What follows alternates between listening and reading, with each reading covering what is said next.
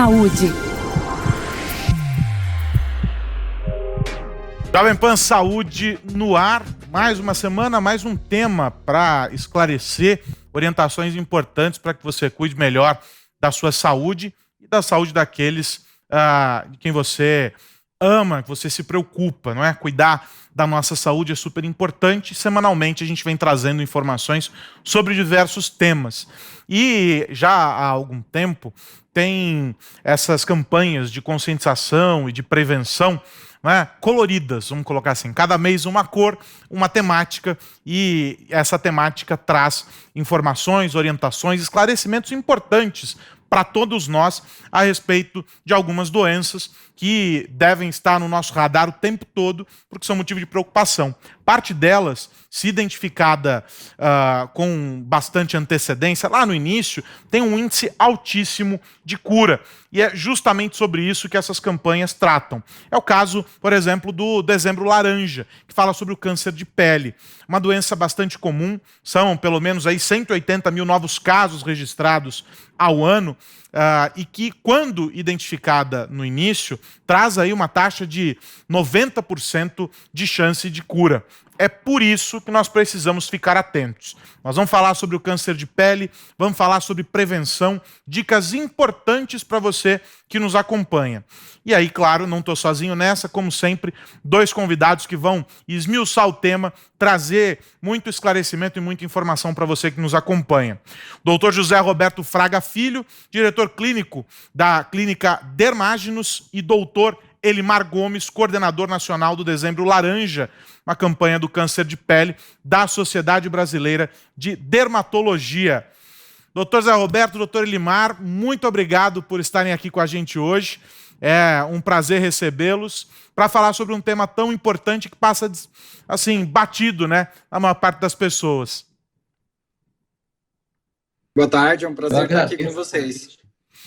Quero começar com o doutor Zé Roberto, então.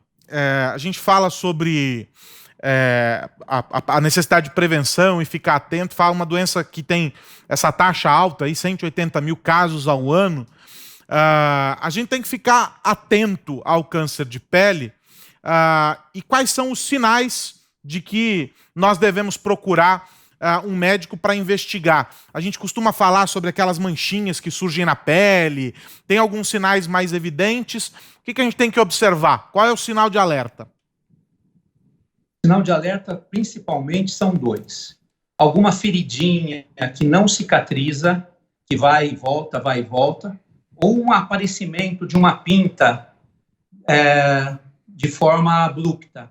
Essa pinta vai mudando de forma, crescendo, e esses são os sinais principais que chamam a atenção para procurar o médico.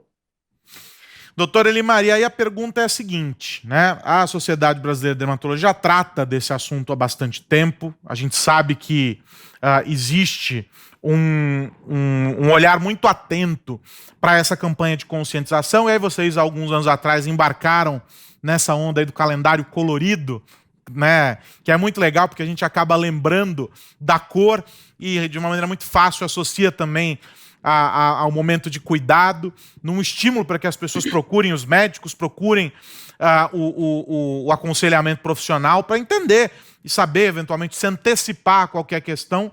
E a gente tem que dizer que quem procura acha, e é bom que ache mesmo, para poder corrigir o problema antes que ele se torne muito pior.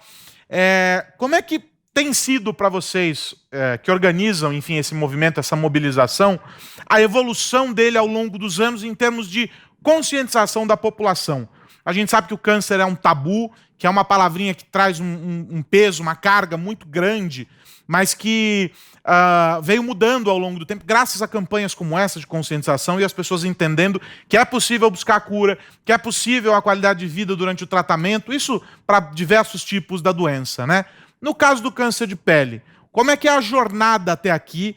Como é que o senhor avalia essa evolução em termos de conscientização? A gente já sabe aí, com o doutor Zé Roberto, dos dois sinais fundamentais que a gente tem que observar. Mas quando a gente leva isso para uma esfera maior de conhecimento, de entendimento sobre a doença, qual é o estado de coisas hoje? Muito interessante a sua pergunta, muito obrigado por essa oportunidade. E é bastante interessante. Na verdade, a Sociedade Brasileira de Dermatologia promove a campanha de prevenção e diagnóstico ao câncer de pele desde 1999. Então, é uma campanha já que passou dos seus 30 anos, né? E depois a gente assumiu realmente com o nome Dezembro Laranja. Mas o que a gente percebe durante todos esses anos é que a população passou a entender que o sol era a causa do câncer de pele. Então, durante muitos anos, a gente conseguiu fazer com que as pessoas entendessem isso. Mas o que a gente percebeu nos últimos anos é que, apesar das pessoas saberem da relação direta entre sol e câncer de pele, as pessoas não davam a devida importância porque não acreditavam que o câncer de pele tivesse muita gravidade. Nos últimos anos, a gente passou a falar mais sobre a doença câncer de pele. A gente falava muito em como proteger. Então, as pessoas aprenderam a relação, né, entre sol e câncer de pele e aprenderam que o uso de protetor solar e outras medidas de fotoproteção era muito importante. Mas a gente começou, principalmente no último ano, depois, em 2019, teve uma pesquisa do Datafolha que mostrou que 78% da população brasileira ainda não sabia o que era melanoma, que é o câncer de pele de maior gravidade. Então, no ano passado, a gente fez uma campanha explorando justamente detalhes mais ricos de cada um dos tipos de câncer de pele. A gente falou do carcinoma basocelular, que é o tipo mais comum, falou do carcinoma espinocelular, que não é tão comum, mas tem uma gravidade um pouco mais aumentada, e o melanoma, que aí sim é o câncer de maior gravidade, porque ele tem uma facilidade muito alta de fazer metástase, que é quando as células do câncer se espalham da pele e invadem outros órgãos. E isso pode levar o paciente a óbito. Então, o ano passado, a gente trouxe pacientes reais para falar sobre cada um dos tipos de câncer de pele. E esse ano a gente vem com uma novidade. Na verdade, quem vai ser o protagonista da campanha esse ano são crianças e adolescentes, para justamente mostrar que toda a população precisa falar sobre câncer. Não existe esse tabu. Quanto mais a gente fala, mais fácil das pessoas terem conhecimento do assunto e mais fácil o diagnóstico precoce. Agora, doutor Zé Roberto, se a gente pega aí esses tipos diferentes, né, que o doutor Elimar menciona, e a gente transporta isso para o cuidado e com a observação dos pacientes, como é que é o tratamento, as diferentes abordagens, se é que há, para cada um dos tipos, e como costuma ser o acompanhamento desse paciente? O tratamento é cirúrgico. Na maioria das vezes é cirúrgico, com cura praticamente completa, dependendo do tipo de câncer. A gente tem, como foi dito, o carcinoma basocelular, que é o que predomina em 70% dos casos, o carcinoma espinocelular 20% e em 10% dos casos o melanoma, que é o mais agressivo e que na maioria das vezes, se não for feito o tratamento e o diagnóstico precocemente, pode levar ao óbito do paciente. O Instituto Nacional do Câncer espera por volta de uns 8.500 casos de melanoma no ano de 2020 e também espera por volta de 1.800 óbitos que poderiam ser evitados com um diagnóstico precoce. O melanoma é um tipo de câncer mais agressivo, porém, quando você descobre ele precocemente, você vai curar ele rapidamente. E uma coisa importante da prevenção também é o autoexame. O autoexame também vale a pena o familiar ajudar o paciente, porque o paciente não consegue se autoexaminar nas costas, por exemplo. Então, é fundamental a ajuda dos familiares também, principalmente dos pacientes que é um grupo de risco mais aumentado. Quem são esses pacientes de grupo de risco mais aumentado? Os branquinhos, cabelos aloirados, ruivos, olhos azuis, com antecedentes de câncer, tanto na família quanto pessoal. Então, esses pacientes em si têm que ter um cuidado a mais. O senhor falou do autoexame e essa investigação, né, que a gente tem que fazer, e esse olhar até de ajudar, de uma pessoa, um familiar, ajudar o outro. Quais são as regiões do corpo que precisam ser observadas com maior frequência? Qual que é a frequência ideal para esse autoexame? E o doutor Edmar falava sobre as crianças, né, sobre um público mais jovem, o que me dá o indicativo de que todas as faixas etárias precisam estar atentas, justamente porque há essa exposição, claro, que faz com que o risco alcance a todos. Então, a minha primeira... Vou organizar a pergunta aqui. Primeira sobre a faixa etária e segundo sobre quais as áreas do corpo que devem ser observadas com maior frequência nesse autoexame. Pro doutor Zé Roberto, essa. Bom, qualquer parte do corpo pode ser acometido pelo câncer, inclusive a planta dos pés e a palma das mãos. Em mulheres, é mais frequente nos membros inferiores e no homem, no tórax, nas costas. E o importante é você ver a característica da lesão, porque a gente sabe que o câncer, na fase precoce, ele está pequenininho, com a forma bem regular, bordas regulares, a coloração normal. Mas no decorrer do seu desenvolvimento, ele vai mudando. E existe até uma regrinha que a gente fala para os pacientes, da regra A, B, C, D e E. A, de assimetria da lesão. A lesão é mais diferente de um canto do que da outra. Ela não é totalmente regular. As bordas são irregulares. A coloração é diferente na lesão, cor branca, cor preta, azul, avermelhada. O D é o diâmetro, normalmente maior que 6 milímetros, e o E é da evolução. Há 6 meses a lesão estava de um jeito, 6 meses depois ela estava de outro jeito. Aí, respondi só as questões? Tá respondido e gostei dessa regrinha para que as pessoas possam observar. Eu fico pensando, né, a gente fala sobre essa exposição e tudo mais, e aí tem muito daquela discussão sobre a necessidade do uso do filtro solar. Muitas pessoas ainda ignoram a importância dessa proteção, que não é só para quando você vai para um passeio, vai se expor na piscina, na praia e etc. Né, é pro cotidiano. E a pergunta é a seguinte, doutor Elimar: existe um perfil de proteção diferente para cada pessoa ou não? Vou lá na prateleira, o mesmo protetor solar que o pai usa, o filho vai usar, a mãe vai usar, todo mundo vai usar, e é isso aí. Ou não? É importante casar o tipo de pele, enfim, a necessidade do indivíduo a uma proteção específica, ou seja, recomendada por um dermatologista. É super importante que a gente tenha uma adesão ao uso do protetor solar de forma bastante eficaz. E nessa adesão a gente recomenda realmente que o protetor solar seja de uso diário. Um item igual a gente escova os dentes todo dia, o ideal seria que nas áreas expostas a gente fizesse o uso do protetor solar todos os dias. Nessa situação, é muito importante que o protetor solar seja específico para cada tipo de pele. É muito difícil, por exemplo, que um homem de pele oleosa tolere um filtro para uso diário que não seja desenhado para o seu tipo de pele.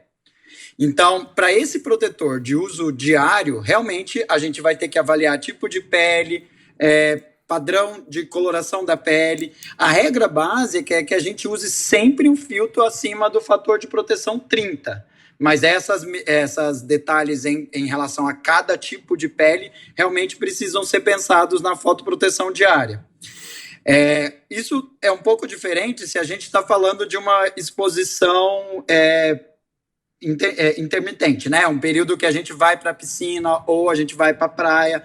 Nesse caso, o que a gente precisa é de um filtro de alta resistência à água, né, com fator 30 ou maior que 30, então quanto maior o fator, maior a proteção, que a gente garanta reaplicações a cada 2 horas ou sempre que sair da água, E além disso, que a camada de filtro que a gente aplique na superfície da pele seja bastante espessa. Eu, inclusive, recomendo que os meus pacientes façam 2 aplicações, né? Uma primeira em casa, e aí cobre o corpo todo, faz isso até sem o biquíni, sem a roupa de banho, e depois, quando chega na piscina ou na praia, faz uma nova aplicação. Essas 2 camadas sequenciais garantem um nível de proteção ideal, aquele nível que está na embalagem, né? E aí, ao longo do dia, reaplicar. Nessa situação, não existe um filtro. Na verdade, se a pessoa usar bastante, pode ser qualquer um acima de 30, né? É lógico que vão existir alguns mais secos, outros mais gordurosos, e aí também varia de acordo com o gosto de cada um. Mas o importante mesmo é aplicar sempre. E a gente tem alguma relação entre o desenvolvimento do câncer de pele e a outros hábitos, né? A gente está acostumado a ouvir, aliás, há poucas semanas nós falávamos sobre o câncer de próstata, falamos sobre o câncer de mama, e há uma relação importante entre os hábitos da pessoa e a propensão ao desenvolvimento daquela doença. Então a gente está falando sobre o tabagismo, a gente está falando sobre uma alimentação desregrada, a falta de prática de exercícios e etc. A gente pode transportar para o câncer de pele, doutor Zé Alberto, essa mesma realidade, ou seja, tabaco, falta de exercícios físicos, uma falta de uma alimentação regrada, tudo isso ajuda a que se desenvolva a doença? Não, o câncer de pele, ele é um câncer que depende da exposição solar, as luzes, as radiações ultravioletas.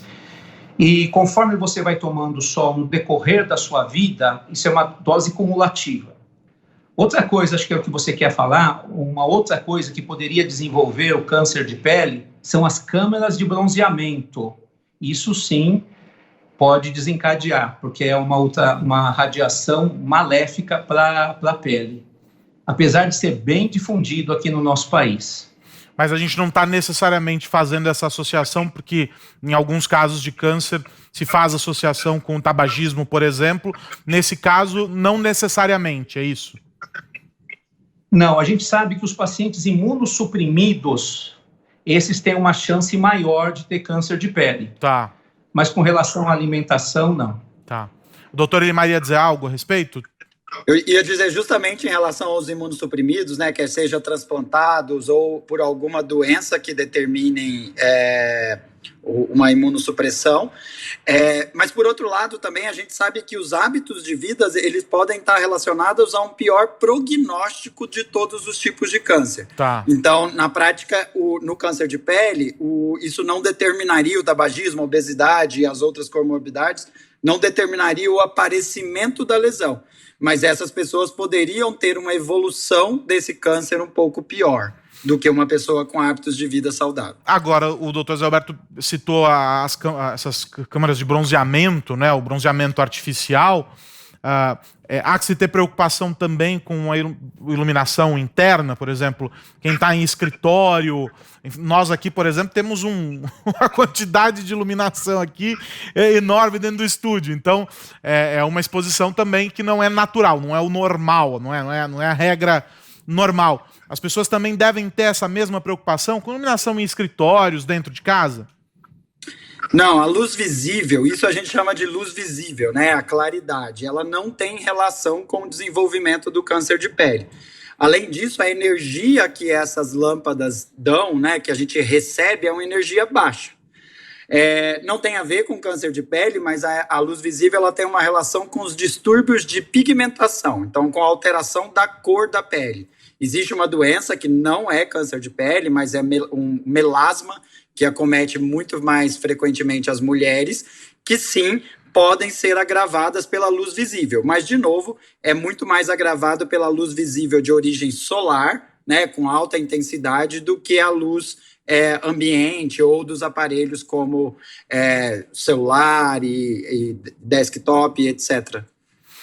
E aí queria virar aqui a página para abordar um tópico que a gente comentou no início da nossa conversa, que é a questão da cirurgia. O doutor Zé Alberto dizia que o tratamento é cirúrgico. E aí, qual é o grau de prejuízo, vamos dizer assim, para a vida regular desse paciente? É uma cirurgia que afeta, de alguma maneira, a rotina, uma mudança drástica na rotina dessa pessoa, ou não? Como é que é o acompanhamento no pós-operatório? Normalmente, não. Quanto mais precoce o diagnóstico, menor é a cirurgia. E em casos maiores, você tem que fazer uma pesquisa de linfonodo sentinela, alguma coisa a mais, mas é uma cirurgia tranquila. O paciente responde bem, vai embora no mesmo dia, não tem problema não. Isso também vai depender da localização do tumor, né? Claro. Algumas vezes você pega um tumor, um melanoma, numa ponta de um dedo, você tem que amputar o dedo para evitar que tenha uma metástase. Se você pega no tronco, no abdômen, você faz uma cirurgia basicamente simples e está resolvido sem uma comorbidade para o paciente.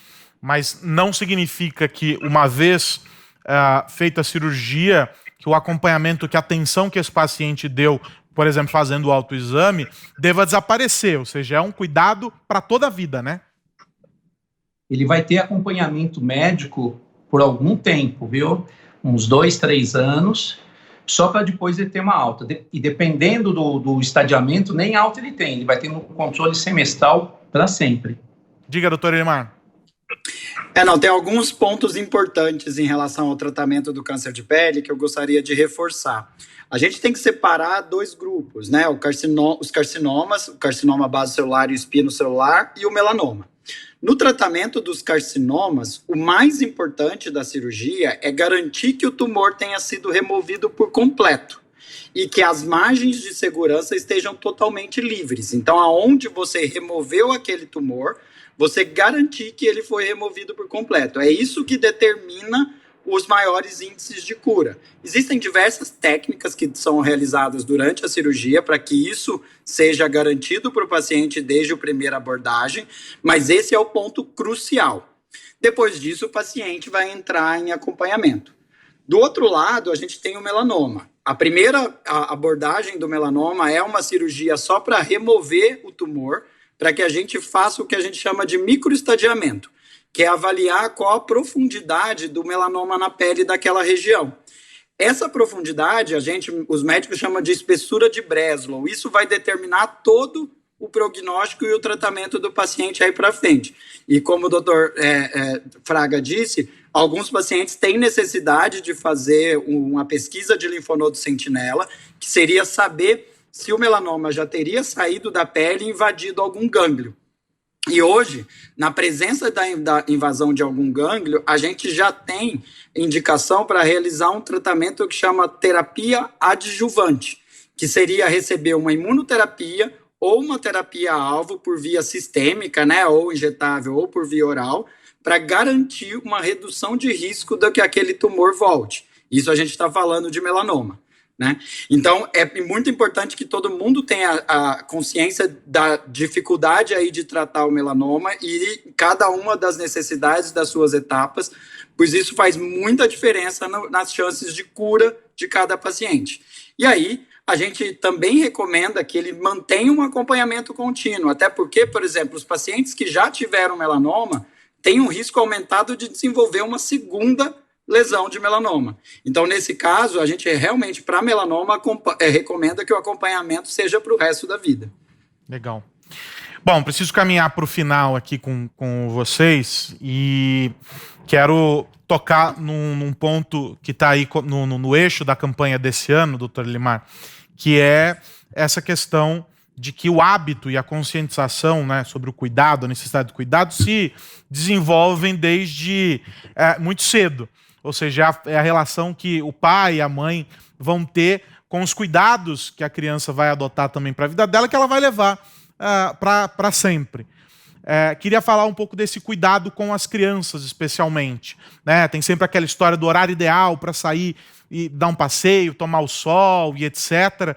Mas é um cuidado que vai além dessa fase, né, da primeira fase ali da criança ainda bebê, e que tem que seguir por outros períodos. Queria que o senhor falasse um pouco sobre isso, da importância desse cuidado e o papel do pai e da mãe no desenvolvimento dessa cultura aí mais cuidadosa da própria criança. Desenvolver hábitos realmente o melhor momento na infância, né? A pureza das crianças faz que o entendimento seja muito mais fácil. E a gente recomenda sempre que, assim, a partir do 6º mês, a criança já pode usar protetor solar.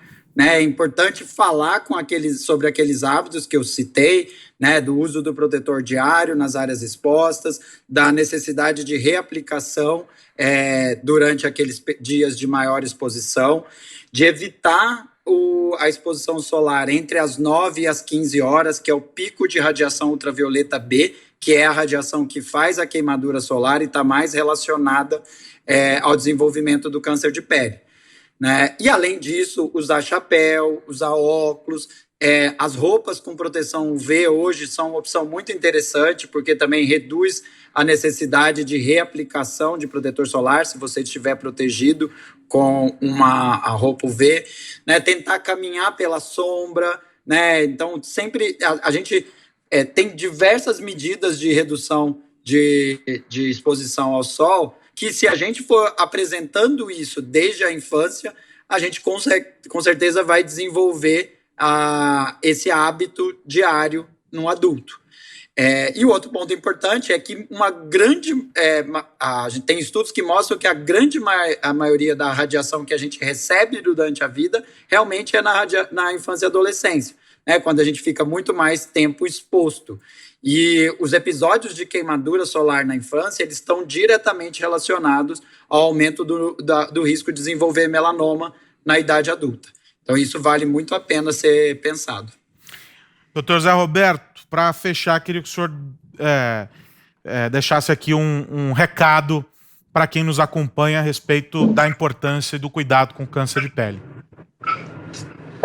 A gente fala com uma população bastante eclética no seu público. Eu acho que o importante é a utilização do protetor solar. Não há necessidade de protetores solares com fatores muito altos, que encarece para o paciente. Vamos pensar no paciente mais simples. O fator 30 já é o ideal. A diferença proporcional do fator 30 do fator 50 é 1 a 2% só de proteção, e o preço também é grande. A diferença de preço é grande. E eu gosto muito de orientar as crianças, os pais das crianças, a usarem a roupa de proteção solar, porque criança é difícil. É difícil você ficar segurando, passando protetor solar. E as roupas, eu gosto muito, acho que vieram para ajudar e tem uma proteção muito eficiente. E, doutor Elimar, queria que o senhor deixasse para nós aqui os contatos para quem quiser saber mais sobre a campanha, quiser participar, ajudando a compartilhar as informações que vocês estão gerando aí ao longo desse mês. Todo mundo pode acessar o site da campanha, o site www.dezembrolaranja.com.br, ou o site da Sociedade Brasileira de Dermatologia, ou as redes sociais da Sociedade Brasileira de Dermatologia. E sempre que puder compartilhar alguma informação, usar a hashtag Dezembro Laranja. Esse ano também a gente vai usar a hashtag Câncer de Pele é Coisa Séria. Então, acompanhar as nossas mídias e passar a informação adiante, né? Como eu disse no começo, o conhecimento em relação ao câncer de pele salva vidas, né? Se a gente identificar precocemente uma lesão suspeita, a cura dessa lesão é certa. Doutor Elimar, obrigado pela participação, um grande abraço. Obrigado. Doutor Zé Roberto, igualmente, muito obrigado pela participação, pelas informações preciosas aqui. Foi um prazer. Nós falamos sobre o Dezembro Laranja, uma campanha dedicada à prevenção do câncer de pele. Recebemos o Dr. José Roberto Fraga Filho, diretor clínico da Dermágenos, e o Dr. Elimar Gomes, coordenador nacional do Dezembro Laranja. esse bate-papo e todas as dicas, as informações preciosas dos dois especialistas, está disponível lá no canal Jovem Pan Saúde. E é só também procurar no Panflix, você encontra no aplicativo da Pan esta edição de Jovem Pan Saúde e as edições anteriores para você compartilhar, porque a informação pode ajudar a salvar vidas. Um grande abraço, até a semana que vem. Cuidem-se. Saúde.